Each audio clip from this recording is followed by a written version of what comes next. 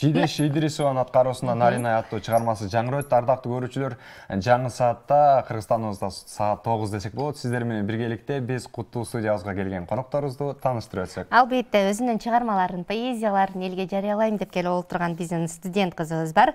Ош мамлекеттик университетинин кыргыз филологиясы жана журналистика факультетинин 1-курсунун студенти Асылзат Кыргызбаева жана ошондой эле. Жана ошондой эле Ош облустук Рыспай Абдыкадыров атындагы филармониянын жаш аккомпаниатору, мыкты ырчы десек да болот, Айбек Артесуулу. Мыкты. Саламатсыздарбы? Кош Кош келиңиздер. Деги эле мындай маанайыңыздар кандай бүгүнкү эфирге келип отурган маанайыңыздар? Биринчи кезекте жалпы журт менен амандашып алайын. Албетте. Амансыздарбы, урматтуу эл журтум, телекөрүүчүлөр, кутмандуу таңыңыздар менен бүгүнкү күнүңүздөр ийгиликтүү өтсүн дейин. Алгач эле ушул биринчи өзүм тааныштырып кетейин. Мен өзүм ошол аты Далайга жеткен, ошол чек арага чеп болгон Чоңалай районунан болом. Ошол Чоңалайдын кара кызы болом десем да болот. Анан ошол негизи айтат го, улуу адам убакыттан озуп жашайт дейт да. Мен дагы ушул девизди карманып, улуу болоюн деп ыр жазып келатам. Азыркы учурда ар түрдүү жанрдагы, ар түрдүү тематикадагы ырларды жазып келем. Мыкты. Энергиялуу кыз экенсиз, мыкты. Артист байке. Эл менен амандашып алсаңыз болот. Саламатсыздарбы, урматтуу кыргыз элим. Баарыңыздарга кутман таң. Ушу бүгүн келип калдык ырдайлы деп. Ырдайлы деп калдыңыз. Анда алгачкы эле чыгарма сизден болсун, жандуу бир шаңдуу чыгармалардан ырдап берсеңиз. Бүгүн кимден ырдайбыз? Келиңиздер ушу Бекборбиев агабыздын Суктанам деген ырын. Кеттик анда маанайды көтөрүп бүгүн сонун ырларды ырдайлы.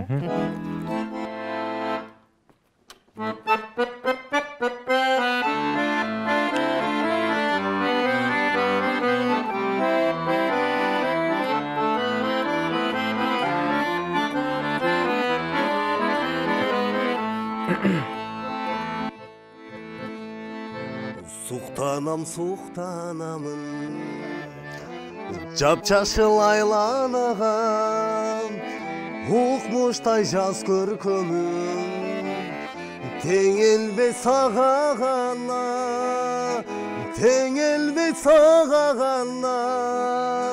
эй, тартынбай бери карап, күлчү жаным, бек кучактап жүзүңнөн, сүйчү жаным, түбөлүк күлүм болуп, жүрчү жаным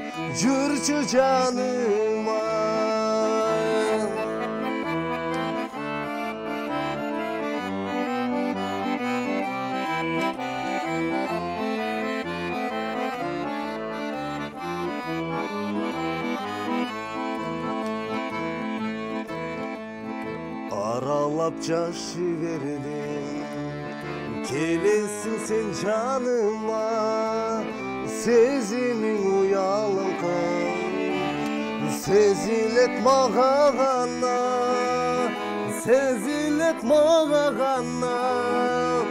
эй, тартынбай бери карап, күлчү жаным, бек кучактап жүзүңнөн, сүйчү жаным, түбөлүк күлүм болуп, жүрчү жаным ай. Тартынбай бери карап, күлчү жаным, бек кучактап жүзүңнөн, сүйчү жаным, түбөлүк күлүм болуп, жүрчү жаным ай. Suyçu canım, jürçü canım ay. Кол чабуулар болсун, эртең менен элди уйкудан ойготкон чыгарма болду, азаматсыз. Сонун чыгарма. Голос жакшы ачылбай атат. Бирок аябай сонун ырдап бердиңиз. Чоң рахмат. Айтыңызчы, дал ушул аталган филармонияда эмгектенип келе жатканыңызга канча жыл болду? Туп-тура 1 ай болду. 1 ай болду. Кандай? Алгачкы суроолор мындай болсун. Кандай көнүшүп калдыңызбы? Филармония кандай экен? Жаңыдан иштеп атам мен азыр. Эми көнүшүп келе жаткан учурубуз азыр. Кыргыздын улуттук аспаптарынан, мисалга аккордеондон башка дагы кайсыл аспаптарды ойной аласыз? Азыр аккордеондон башка фортепиано ойнойбуз. Дополнительный ошо фортепианода окугам. Гитара. колумуздан бирлерди үйрөнгөм. Кайсыл окуу жайды бүткөнсүз? Ушу Ниязалы Борошов атындагы окуу жайда жайда 4 жыл окудум ошол жерде. Мыкты, Бул суроо. жакта кесиптеш Чоңалайдын кара кызы өзгөчө ыр окуйм деп бул жакта даярданып турган Асыл зат, албетте. Асыл затка кезек берели. Асыл зат. азыр эми эфирге чыгып калганда учурдан пайдаланып эми жакындарыма салам айтып алсам болот да. Болот, Албетте албетте. болот. Өзү ошол сыналгынын артында мени көрүп толкунданып отурган, менден алдың эле ата энем толкунданып отурат болуш керек. Ата энеме салам, биринчи эле чоң ата, чоң энем, тайене, таятама. Анан ошол мен өзүм окуп ушул даражага жеткирген, мага А тамгасын үйрөткөн менин класс жетекчилерим Кенже эжеке, Жапар эжекелерге, анан жалпы Дарут Коргон айылындагы Алай чуу сайтатындагы инновациялык орто мектебинин жалпы мугалимдерине салам жолдойм. Мен баарыңыздарды жакшы көрөм. Биз да салам жолдоп кетели дагы. Асыл затын чыгарма жазган, сураналы. ооба, жазган поэзия. Жана эфир баштала электен алдын сурап калдыңыздар, сүйүү жөнүндө барбы, сүйүү жөнүндө барбы деп. Анда биринчи эле сүйүүдөн Аны баштайлы. айтпайт да деп койбойм. Мыкты анда. Бул мен TikTok желесине киргендиктен бул ырды койсом көп адам суранды да, уландысын жазчы деп. Өзү негизи 3 куплет болчу, анан бүгүн уландысын дагы жазып келдим, кээ бирки предметтерди аралаштырып. Анда ошону окуйн. Предметтер сүйүүмдү сүйлөтсүн. Эй болсоң баяндоочтой байланайын. Борбор болсоң айланаңда айланайын. Жүрөгүң инерциядай болсо эгер бөлөк салчу диффузиядай бололайын. Ал уку айдайды сүйгөнүндөй. Анегин Татьянага күйгөнүндөй, сен дагы мени катуу сүйүп тургун жайнайын ботаника гүлдөрүндөй. Гүл бакчама аш экөө өзүң болчу. Фотосинтез сен да көмөк кылып туручу, жан дүйнөмө жарык берүүчү жалгыз адам, жашоомдун аныктоочу, толуктоочу, бышыктоочу. Экватор болсоң меридианың болоюн. Булбул болуп бутагыңа коноюн, тарыхыңда ташка тамга баскандай, өчпөс болуп ай толгондой толоюн. Good morning деп ойготоюн өзүңдү. Help me десең таштабайын сөзүңдү. Неолит дооруна да бара аламын, камкор болуп карап турсаң көзүмдө. Айбаракелде. Керемет сөздөр, Азамат. Артисбайк айтып койбойсузбу? Акын болсоңуз, мен өзгөчө ырчы болоюн, сиздин ырчыңыз болоюн деп койбойсузбу? Мыкты, керемет сөздөр. Аябай сонун сөздөрдү айтып кеттиңиз. Айтсаңыз, дал ушул сонун сөздөр, керемет сөздөр сизге кайсыл жактан келет? Кайсыл жактан шык аласыз? Тиги Чоңалай тараптан келип коебуз. Тоолордон деппи. Билбейм, негизи эле ушул ырды эргүү келет го, негизи бардык эле акынга ыр жазарды эргүү келет. Мага деле ошол сыяктуу эле эргүү мага өзгөчө учурда келет. Бул эргүү бир нерседен таасирден улам келеби? Билбейм, эми кээде келет. Кыргыраак баскандай келет. Жок, бул ырдын тарыхы мындай, мен айылда ошол мынтип эки колум бош эмес болчу. Мынтип айта берейин, тезек көтөрүп баратканда келген бул ырды. Анан жолдо кайталап барып, анан дароо жазгам. Анан кийин бир куплетин жазгандан кийин калганы өзү келе берет да. Анан сөздөр уйкашып элечи, ошентип жазылып калган. Азыр ошол чыгармаңызда окуп атып эле бир топ жанагы жазуучулардын каармандарын да кошуп ордоп кеттиңиз да. Өзгөчө мына ушул ыр жазганда бир шык пайда болот, же болбосо бир китеп окуганда пайда болот деп айтылып калат да. Сиз мындай өмүрүңүздө канча китеп окугансыз? Дагы мындай кайсыл китептерден таасирленгенсиз? Кайсыл китептерди сүйүп окуйсуз?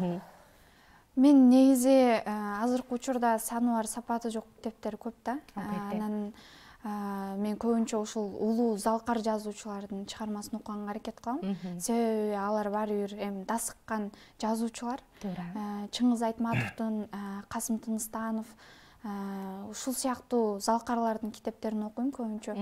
Эми дээрлик бардыгын окубасам дагы канча китеп окуганым чындап эсимде жок. Китепти көп окуганга аракеттенем. Анан эсептесем кемип кетпесин дейм. Ошол эсептей окуйм. Белгиге жетет дебейсизби? Өзү негизинен эле айтат эмеспи? Жашоодогу ийгиликтердин ачкычы бул 10 китеп дейт. 10 китепти кайсыл экендигин билүү үчүн бардык китептерди окуп чыгыш керек дейт. Ошон үчүн бардык китептерди окууну сизге кеңеш беребиз. Дагы да болсо сизге суроо болсун. Үй бүлөдө ким чыгармачылыкка жакын, ким ыр жазат? Ушул суроону күтүп аткам. Өзү менин Качан берет экен деп. Өзү апам ыр жазат. апамдан өткөн десем болот. Апам өзү да кыргыз тили мугалими. Анан ошол апам өзү өлө сонун жасат, өтө сонун жасат. Анан апамды көрүп шыктануу пайда болуп, ошодон чимелеп жүрдүм. Андан кийин эми көч бара түзөлөт дейт. Анан жазып жатып, ушинтип жакшы эле үйрөнүп калдым окшойт. Мыкты. Акындык өнөрүңүз канча жашыңыздан пайда болду? Бул негизи кичинемден баштап эле 4-класстарда болсо керек. Эми ал мезгилде уюкачтык жок болсо деле эми мынтип аракет кылып жаза берчүмүн. Анан кийин олимпиадага катышып калдым кыргыз тилинен. Ошодон тартып ырларды окуп, чыгарма окуп жатып эле ошондон кийин мен ыр жазышым керек экен деп, кийин үйдөгүлөр дагы ырларымды окуп, дагы улант деди. Анан ошодон тартып жазып атам. Бош убактыңызда эмне менен алектенесиз? Бош убактымда мен көбүнчө ошол кээде эргүү келсе ыр жазам. Анан азыркы учурда комузга барып атам. Анан өзүмдүн окуучуларым бар. Кээде алар менен маектешип, ошол кыргыз тили жаатында сабак берем десем болот. Кайсы жерде, мисалы, мектепте? Жок, мектепте эмес. Иштейсиз? Мектепте эмес, мен буга чейин ошол сынак билим берүү борборунда иштедим. Сынакта. Ал жерде жардамчы болуп өзүм эжекем бар болчу, аякта иштедим. Андан кийин азыр өзүм үйдө эле ошентип үйгө келишет, кээде алар менен баарлашып ошондой. Мыкты. Азамат, сиз дагы болсо сизге суроолорду беребиз. Ага чейин мен артист байкеге сурагым келип турат. Артист байке, айтсаңыз, атыңыз өзгөчө экен. Артист деп эле өзүнчө айтып. Ооба. Кантип артист деп аталып калды? Ким койду? Атаңызбы, чоң атаңызбы айтып өтсөңүз? Атыңыздын тарыхы, Тарыхым ушу эфирге келген сайын айтам негизи. Бүгүн да айтып өтүңүз. Бүгүн да айтып өтөйүн. Ошо мен чоң энем койгон экен өзү менин атыма. Ошо баягы Жаныш, Байыш деген ырчылар бар го, ошолор бизден айылга концерт коюп келгенде мен тирилген экен да. Ошон үчүн артистбек деп коюп койгон экен, артист болсун деп. Ошого музыкалык окуу жайга тапшырып, ошо артист болду деп. Артист болдуңуз. Жүрөбүз азыр. Мыкты. Артист байкеден дагы да болсо чыгарма сураналы, келген соң ырдаталы дегендей. Албетте. Мен ошо ушунча келдим, мен ырдап берейин, Кимдин чыгармасын аткарабыз? Көп сүйлөй бербей, Нурлан Насип агабыздын "Мен сага жакпай койдум" деген ырын Москва жергесинде ошо концерт коюп жүргөндө үйрөнүп эле өзүнөнчү. Ошону аткарып берейин,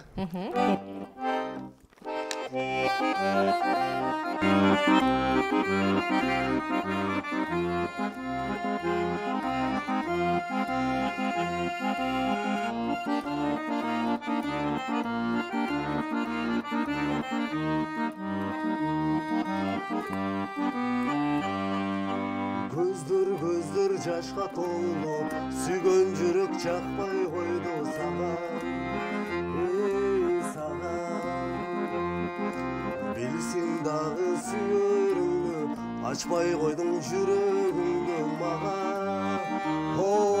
Мага мен сага жакпай койдум, көңүлүм таппай койдум, махаббатым менен.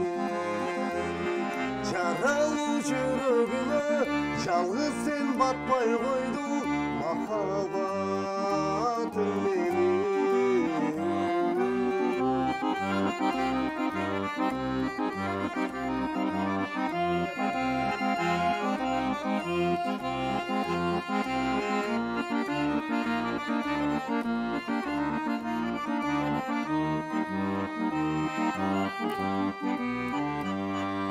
Маңдайымнан табылайын, махаббатым дарылайын, жаным кагылайын. Бакытка жол табыш үчүн, бир өзүңө жагыш үчүн, жаным не кылайын. Мен сага жакпай койдум, көңүлүм таппай койдум, махаббатым менен. Жаралуу жүрөгүмө жалгыз сен батпай койдуң, махаббатым менен.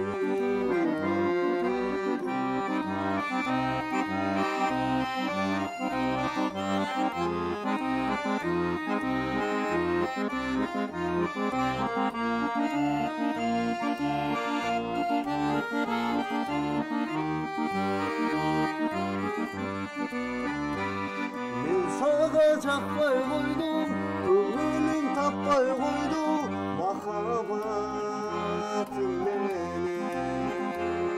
Жаралы жүрегіме жалғыз сен батпай қойдың махаббатың менен. Баракелде. Азаматсыз сонун чыгарманы аткарып бердиңиз. Айта кетсеңиз, дал ушул чыгарманын башталышында эле айттыңыз, Москвада концерт берип жүргөндө жаттап калдым дедиңиз. Ошол тууралуу айтып берсеңиз, кандай өткөрүп алдыңыз, канчанчы жыл өткөрдүңүздөр бул концертти? Мен өзү Ниязалда 4 жыл окугандан Бишкекке окууга тапшыргам. Ал жерге ошо шартка байланыштуу консерваторияда 2 жыл окудум ал жерде. Андан кийин шартка байланыштуу ошо Москвага бардым эле. Ошол жакта иштеп, Нурлан агабыз барып калды ал жаккачы. Концерт берип, концерт берип аны. Ошол жерде ошо гастролдуп чогуу биргеликте концерт койдуңуздар. Аккомпаниатор болуп ал жакта да иштеп калдым. Нурлан Насип агабызга ойноп берип жүрдүм. Ошондо өзүнөн көрүп эле үйрөнүп. Мыкты. Азаматсыз. Ага айтсаңыз, бул жөнөкөй эле ырларды коштоо ойногондо дагынота менен ойнош керекпи же угуп эле ойносо болобу? Көбүнчө ырларды слух менен ойносо болот. Эми бунун ноталары жазылып электи азырчы. Рыспай Абдыкадыровдун ырлары нотага түшүрүлгөн. Ошолорду нота менен ойносоң болот. Анан азыркы жаңы чыгып келип жаткан ошо жаңы муундагы ырларды слух менен ойнойбуз да. Асылзатка кайра сөзгө келели. Асылзат дагы да болсо бир өзгөчө чыгарма даярдап турат окшойт. Окуп берсеңиз. Айтсаңыз, негизи эле кандай, мисалы көчөдө кетип жатканда бир нерсени көрүп калсам, ошол нерсени сөзсүз жаттап барып жазамын, кагаз бетине түшүрөм дедиңиз. Таасирленип жазам дедиңиз. Үйгө барганга чейин ошол эмнени көргөнүңүздү унутуп калбайсызбы? Ырларыңызды? Жок, көбүнчө ошо айткандай эле өтө мага катуу таасир бергендерди жазам да. Кээде унутуп калган деле күндөрүм болот. Эми бирок унутпай жазганга аракет кылам. Кесиптеш, биз аракет кылалы, катуу таасир бергенге бизге да арнап ыр жазсын, Албетте. Балким арчпай аракет күтүп калабыз. Ал эми азыр кимден кандай чыгарма окуп бересиз?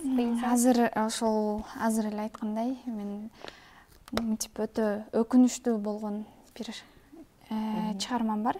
Жарты дүйнө. Жарты дүйнө кеттик. Күйүп барам, ширеңкесиз күйүп барам.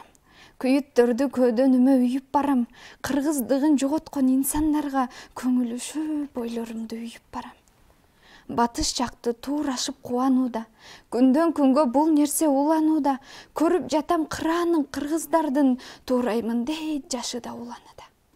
Чачы түстү боек койгондой. Колу сүрөт оймо сайы ойгондой. Көргөн нерсем чын көрүнүш болсо эгер, көрбөй уктап жатсам эмне ойгонбой. Өкүнөмүн, кыргызым өкүнөмүн, өкүнүчүм эми кантип өчүрөмүн. Карт тарыхты камтыдың деген менен билген элим азыркы муун өчүрөрүн. Сыздоок чыгып, сыздатат жүрөгүмдү, каалайм кыргызча жүргөнүңдү. Мыкты, Азаматсыз, мыкты, керемет заттар. Эми ушул жазган чыгармаңыздын тарыхын айтып берсеңиз. Таасирленгениңизди. Азыр мынтип айтсам одон болот, бирок улуу сөздө уят жок дейт. Эми мынтип көчөдө баратканда деле байкайбыз, азыркы ошол батыш тарапты көп жаштар дуурап баратат, дуурапчы. Карасаң чачын ар түскө боёпчу. Эми бул нерсе мен үчүн жат көрүнүш да, бул өзүбүздүн улуттук баалуулуктарыбызды унутуп бараткандай сезилет мага. Ошол себептен ошол жаштарды, жалпы эле элди көрүп жазганым. Мыкты. Азыр дал ушул жаныңызда турган Тош белгени көрүп турабыз. Ушул боюнча дагы айтып берсеңиз, бизге тагы да көрүнбөй турат. Кайсыл жерден алдыңыз эле, кандай чыгармаларды жазып, кандай конкурстардан алдыңыз эле деген сыяктуу. Бул мен негизи жана айткандай эле Кыргыз Республикасынын Кыргыз акын жазуучулар коомдук фондунун мүчөсүмүн. Ошол фонддо ошол өзүм ыр жазып, ушинтип жүрүп, анан бул алып калдым ушуну. Эми мынтип фонддун мүчөсү деген сыяктуу. Эми өзүмдүн бир аз болсо дагы өзүмө стимул болсун. Эми мынтип медалдарды алып калайын. Мыкты, ушул фонддо канча убакыттан бери иштеп келесиз? Эмгектенип келесиз фонддо? Фондко киргениме 1 ай чаа болду. 1 ай болду, Ал эми студенттик күндөрү кандай жүрүп жатат? Биринчи курстун студенти экенсиз. Студенттик күндөр Китап мен калмай, кеч ойлогондон да калмай, же сонун. болбосо өзгөчө бир убакыттар менен даңкталып жатса керек. Жок, уктап калмай жок азырынча. Азыр деле кечикпей келбедимби бул жака? Мыкты. Эртең менен окуйсузбу? Ооба. Эртең менен окуйсуз, мыкты. Демек, кыргыз тил жана адабият Мугалими мугалимисиз. болом, ооба. Мыкты. Кереметтер.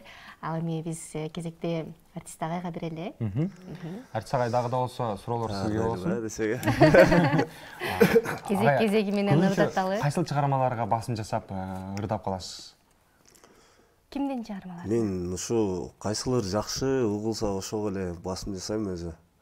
Жаңы муундагыларга деле, эски муундагыларга деле обону кандай жакшы чыкса ошого карап эле жагып баштайт да.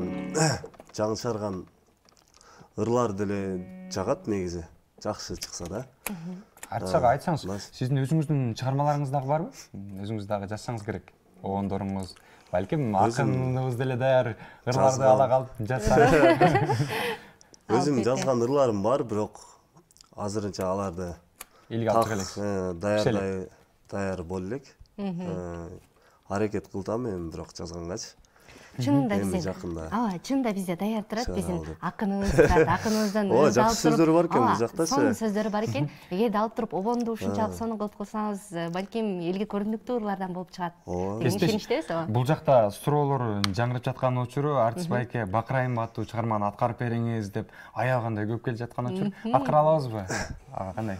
Даярбы? Бакырайым ооба, суранса аткарам. Кеттик анда. Суранышыңыздар кабыл болду. Насип Мырзалиев агабыздын Бакырайымбы деген чыгармасы бар. Ошону аткарып берейин анда. Кеттик. Дагы бир шаңдуу чыгарма сиздердин назарыңыздарда. Кести шалмышты.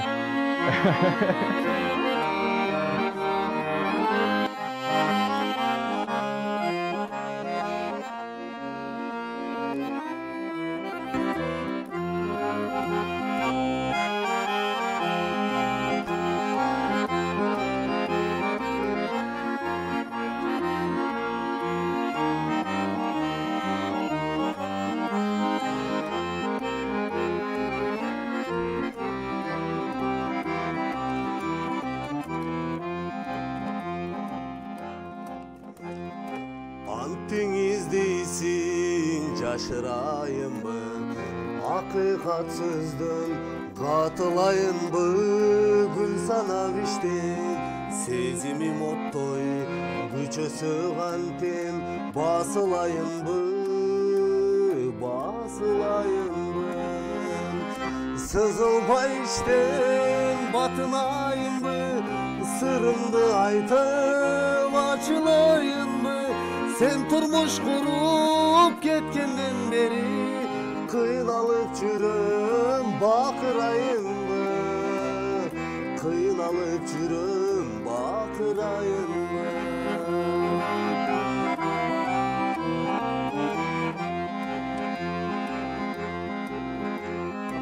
Арманга күйүп кошо турайынбы, азапка сүйүп тостоштурайынбы, бардыңа жетип жебир сүйө албай, башкан өзүңө окшоштурайынбы, окшоштурайынбы. Сызылбай иштен батынайынбы, сырымды айтып ачылайынбы, сен турмуш куруп кеткенден бери кыйналып жүрөм бакырайынбы, кыйналып жүрөм бакырайынбы.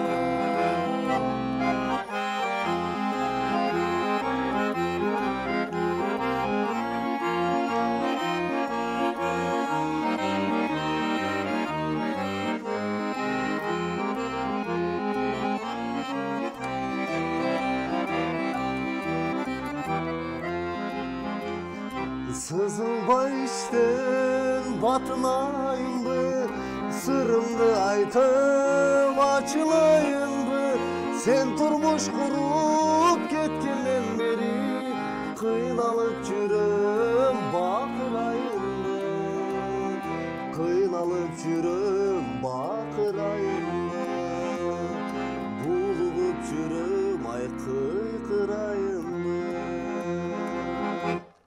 Баракелде, мыкты. Азаматсыз. Көрүүчүлөрдүн, суроо берүүчүлөрдүн аябагындай кубанычтуу окшойт. Суроо бергенине өздөрү дагы сүйүнүп калыштуу окшойт. Айтсаңыз, дал ушул аспапты ойногонуңузга канча убакыт болду? Бул аспапты ойноп баштаганыма 4-класстан бери аракет кылып баштадым окшойт. Өзүм мен атам ойнойт. Өзүм бир аз самоучка деп койсом болот. Ошо 4-классында урушуп баштаганда сен үйрөнө албайсың деп. Ошол маалда, ооба, мен ошол маалда аккордеонго кызыгып, кармалап жүргөн мезгилим болчу да. Андан кийин ошо окууга тапшырып 8-класска чейин бир аз ойноп калдым да. Андан кийин окууга тапшырдым. Мыктысыз. Үйрөндүм да. Мыкты. Мына ушундай талант сизден кайдан? Үйдө ошол ата энеңиз же болбосо туугандарыңыз ойнойбу? Менин абам ойнойт, ал баян ойнойт. Атам да ойнойт. Атам аккордеон, ал деле баян ойнойт бир аз. Профессионалдуу деңгээлде ойнойт, бирок самоучка ойношот да. Баян менен аккордеондун үндөрүнүн айырмасы болот эмеспи? Айта кетсеңиз. Баян экөө бирдей эле болот, бирок алардын клавишалары майда-майда болот да. Точка баскычтар болот да. Анын клавишасы көбүрөөк болот, бунуку азыраак. Анан кооз дагы чыгат деп айтып калышат баянда. Бир аз. Бир аз, ооба, коозураак чыгат. Мыкты. Кайрадан Асылзатка келели. Асылзат, алгачкы жазган чыгармаңыз кандай болду эле? Эч кимге көргөзө албай, муну көргөзсөм мени жаза албайт экенсиң деп айтып коюшабы деген ойлор келгенби? Келген. Сизди ким колдогон биринчи эле? Ал Аккан суу деген ыр болчу. Аны азыр эстесем деле өзүм деле бир аз мынтип уялып кетем. Эми ал мезгилде кичинекей болчумун. Кичинемде ошончо жазсам болот деп коем кайра өзүмө. Аккан суу деп жазгам, азыр деле саптары эсимде. Ошол. Анда 4 сап айтып бере аласызбы бизге? Окуп, алгачкы чыгармаңызды. Аккан суу деп жерден аккан суу, шашып келет шашма суу, баладай болуп күлгөн суу, агылып жерден келген суу деп жазгам. Мынакей жеңи жок атабыздын урпагы десе дагы да уланып жатыр да. Чынында аябай сонун жазат экенсиз. Калганын айтпайм дейсизби? Анда сизден дагы бир жазган поэзиябыз болсун, ооба. Андан соң биз болсо эфирибизде сиздерге эркин микрофон берип туруп жыйынтыктайбыз. Эми мурунку эфирде апам арнап ыр окудум эле, эми атам арнап ыр окуйн. Атакем, балдарым деп камкор жансың атакем. Жылуулугуң нурун чачкан күнгө тең, кыйналбасын уулум кызым эртең деп шартты түзүп бизге бердиң берекем. Мээнет кечим эч бир жанга жаны тынбаган. Кыйналса да артка кайтып сынбаган, бала сынтып букпай койбой сөзүмдү маани берип кылдап талдап тыңдаган. Ак эмгектен баар тапкан аркачан. Акысын жеп бирөөгө сын такпаган, эмгекчилдик мээнеткечтик жагынан бир да адам алдына эч чыкпаган. Мээрим менен чоңойттуңуз атакем. Сыймыктанат кызың дайым сен менен, сыйын көрүп бул кызыңдын ардайым, төрүбүздүн көркү болуң атакем. Келди азаматсыз. Дал ушул чыгармаларды эгерде артист байке суранып, мен оон жаратайын десе бересизби? Чыгармаларды. Жазса болот экен бирок. Оон жазса болот. Байкаштырып койсуз. Угуп отурам да. Чоң иштесеңиздер боло тургандай экен. Сиз уруксат бересизби? Айтпадыңызбы? Эфирден кийин. Аны сүйлөшөбүз. Чыкканда сүйлөшөбүз десеңиз. Эфирден кийин сүйлөшүп алыңыз да. Азыр болсо дагы да болсо бир чыгарма сураналы. Бул жакта көрүүчүлөр аябагындай чыгарма суранып жаткан учур. Андан соң да айткен деп. Ошол эле азыркы ырда өткөн Бакырайымбы деген чыгарманын экинчи сериясы бар. Ошону унутам эркем биз боюнча. Унутам эркем, билесиздер. Мыкты. Москвада ошо Насип агабыз менен да бирге жүрүп калдык. Бирге жүрүп калдык. Ошо экөөбүз чогуу ыр жазат элек. Ошо унутам эркемдин вариациясын өзүм жазгам мен да. Ошо көбүнчө элдердин арасында Бакырайымдын экинчиси да Айыкпастар деген да ыр бар. Аны үчүнчүсү деп айтып коюшкан да көбүнчө. Анда экинчи сериясына келип токтото турбайбызбы? Ооба. Ана Келиңиздер ошо унутам эркем деген чыгармасын ырдап турган да. Кеттик анда.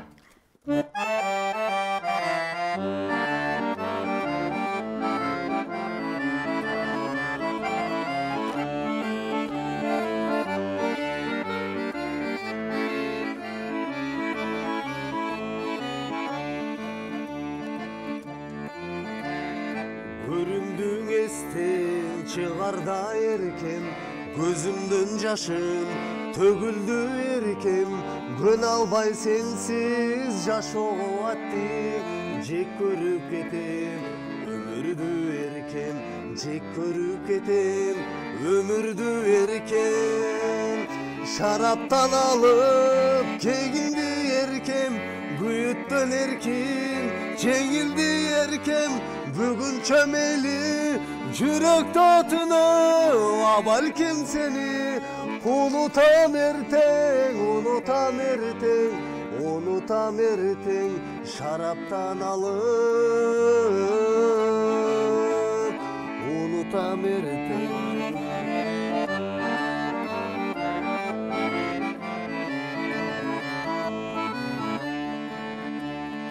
Gündürdü ötkün istesem erken, bütbөгөн kıyba gelbesen erten. Üzülgön eken sүйbüz bizdin, aylı tün oşol koştoşkon жерден, aylı tün oşol koştoşkon жерден. Şaraptan alıp kegindi erkem, büyütten erkim, çengildi erkem. Bugün çömeyli jürek tatını, balkim seni unutam erten, unutam erten, unutam erten. Şaraptan alıp unutam erten.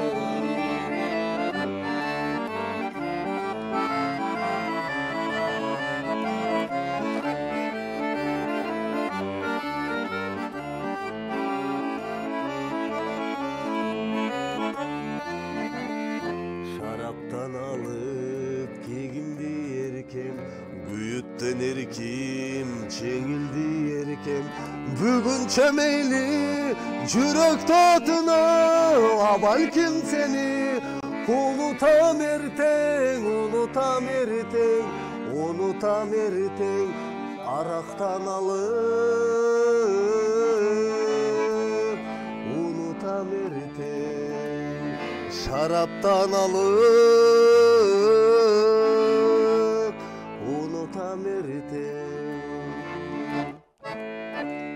Чалар болсын, акындар азамат. өзүн жазган сөзү менен берсе, сүйүүнүн алеми ырчылар ыры менен берет дейт. Агабыз менен унута албай жүрөт окшойт дейм. Тамаша. Албетте маегибиз соң болду десек болот. Маектин соңунда сиздерге эркин микрофон болсун. Сизден болсун. Негизи эле айтат го, жакшы адамдар менен сүйлөшсөң убакыт бат өтүп кетет дейт. Ошо сиздер менен убакыт өтө бат өтүп кетти. Таасирдүү болду, эми чын эле жазам. Пайдалуу дагы болду. Ошол биринчи кезекте эле ушул телеканалдын жалпы жамаатына ишиңиздерге ийгилик каалайм, зоолой бериңиздер, өсө бериңиздер.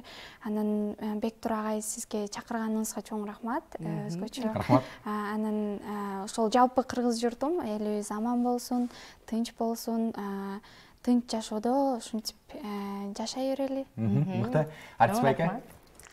Ошо эркин микрофон. Акындар сүйлөгөндө сөз таппай каласың да. Дагы да болсо сиз жерде кыйтырып кетип атат. Мен эмне дейсем, бар жоон айтып койду. Ошо биринчиден сиздерге ийгилик, иштериңиздерге. Ушу бизди элдин алдына алып чыгып аткандарыңыздарга рахмат чоң. Калуу тилектерге кошулабыз деп койбойсузбу? Ошо сизге да калемиңиз курчуй берсин. Сонурларыңыз бар экен. Асыл затка ийгиликтерди каалайбыз. Дагы да болсо мыкты чыгармаларды жаратып жүрө бериңиз, мыкты окууларда ийгиликтер жаратыңыз. Агай, сизге да болсо ийгиликтер болсун. Окууларда жана ошондой эле иштериңизде филармонияны гүлдөтүп, өстүрүп жибериңиз. Жакшы ырларды коштоп, мыкты ырчы болуп, оңдор жаратыңыз. Биз болсо эфирибизди, маегибизди жыйынтыктайбыз. Сиздерге дагы ийгилик каалайбыз. Эч качан калемиңиздер мокобуздон курчуй берсин. Сиз да үнүңүз өчпөсүн. Агай, сонун экенсиз. Дагы да элдерге мына ушундай жакшы маанай тартуулап жүрө бериңиз. Урматтуу телегөрүүчүлөр, бүгүн биздин студиябызда конокто өзгөчө маанай тартуулаган Ош мамлекеттик университетинин кыргыз филологиясы жана журналистика факультетинин биринчи курсунун студенти Асылзат Кыргызбаева келип биздин өзүнүн сонун поэзияларын окуп берди. Жана ошондой эле Ош облустук Рыспаев Кадыров атындагы филармониянын жаш аккомпаниатору, мыкты жигит, ырчы десе да болот, Айбек Артисбек уулу келип мыктырларын сунуштап кетти. Албетте биз болсо эфирибизди алдыга карай улантабыз. Ал эми бизде алдыда бизди кызыктуу сюжетибиз күтүп турат. Кандай десеңиздер, биздин кыргыздын тарыхый буюмдары тууралуу болмокчу. Келиңиздер кийинки сюжетке кезектеп берели. Да чогуу маалымат алалы.